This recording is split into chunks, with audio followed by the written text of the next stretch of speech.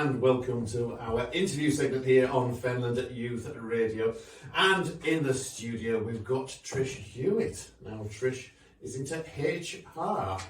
What is HR? Is it some medical term, or is it what is it? Is it a financial thing? Is it is it a fitness thing? What is HR? So HR stands for Human Resources, and it's all about supporting people within your business.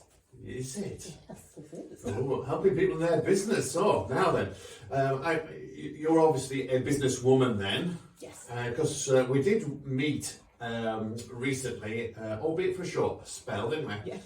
On this dating app. No, it wasn't. I'm only joking. Let's go to Julie's there. No, what it was that there was a business forum, wasn't it? Mm-hmm. And it was the Whittlesea business and Whittlesea and District Business Group, and there was various people around the table, and this is a great way to meet people, isn't it? Yeah, it was. I got to meet a real good range of people. Yeah, and we got chatting, didn't we? I sort of had to come in late because obviously I had other things to do. Came in, sat down next to you, and your life has never been the same since, has it? It has not. Now, so HR, is this your own business, or do you do this work for somebody else? So I run my own business, so I'm a HR consultant and I support businesses across the UK. You do. Now, how long have you been doing this? So it's pretty early days. This is month 5. Month 5. Yes. Okay. So, what experience are you bringing into this? I trust is it your first venture yourself? Is it? Yes, it's my first kind of venture on my own, but I've been in the field of HR for the last 18 years. So what? Well, without obviously giving too much away, I'm sure, but I'm sure you'll be selective on who and what and where. So, what experience have you had then working in HR? So a real broad range. So I started off my career working in the NHS, so recruiting for doctors and looking after them. But then I've also worked for manufacturing firms, scientific organisations over in Cambridge, law firms up in London, and lots of various different other companies.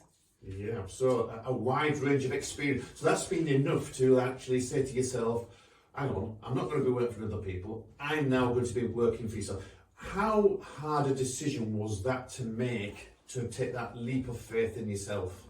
It was really hard. It's always been something that I've wanted to do, but I think the thing for me is my mortgage is my mortgage. So if you start your own business and things don't work out, those bills have still got to be paid. So I had to really think about when and how and kind of what my brand was going to be before I took that leap of faith, and now here I am. Here you are. And of course, there's been a little thing called COVID, what hit everybody, and it's still lingering out there. Let's not forget, it is still out there. It's just that it's not hitting any newspapers at all now, or any of the news. Was that an impact on yourself, on your where you worked, or at all? Yeah, I think so. So I think the human resources function became so much more important. Not that it wasn't important before, but people were leaning on HR much more during COVID, because we had people at home, people who were maybe struggling with mental health issues. We had that whole situation where we had to move everyone to working from home, and that was something that primarily HR functions managed. And I guess for me, in terms of my decision to start my own business, it meant that I had to make quite a lot of redundancies. So I had to, so where... That's tough then, isn't it? Exactly. And how do you... Well, like, some people can just be... put it this way, if you were the Watford Football Club chairman there, who's gone through 12 managers in about five months. I'm exaggerating. Seriously, they've gone through 12 managers in about 5 years, really. That's probably water the duck's back to say, come on in, it's all right, you're going on your way. You're dealing with people's lives here, aren't you? Yeah. You're dealing with people who are not multi-millionaires, in the sense of what I'm not saying all football managers are, but you're dealing with people whose decisions you're having to make are really going to affect their lives, aren't they? Mm. So how does that play with yourself? I know you've obviously got to get your business hat on, but it must be tough. Yeah, I think it's incredibly tough, and I think I've always said to myself that if I got to a space in HR where that kind of stuff didn't affect me anymore, then I wasn't going to be an effective HR person. So yeah, it does have an impact, but I think my role is to make sure that the people that are going through that process are going through it in a fair, clear, transparent way. They've got all the support they can possibly have, and that businesses are doing the right thing. That is so important, and this really means your role is really a people You've got to be a people person, haven't you, in this? Definitely, I'm not a numbers girl, I'm a people person. That's it. That's where we're going to play our first song within this interview. It's called We Are the People, and it's by Martin Garrix featuring Bono and The Edge. And that was We Are the People. Yes, you listen to Fenland Youth Radio, and it's the interview show here, and we've got Trish Hewitt in. And Trish, what is your business called? Tap HR. Tap HR. Now, who came up with that name? Me. Well, what were you doing? Were you at the sink at the time and looked at something and you saw this tap and you thought, oh, I'll call my business after a kitchen utensil? Or does it stand for something? Yeah, so I was trying to come up with a name that would symbolise people being able to quickly access HR services. So get your HR services in a tap. In a tap? That's very good. Now, so what services can you offer now? So it depends on what businesses want. So if somebody just wants to ring up with a quick question, they're a little bit stuck and want advice, then they can do that on a one-off basis.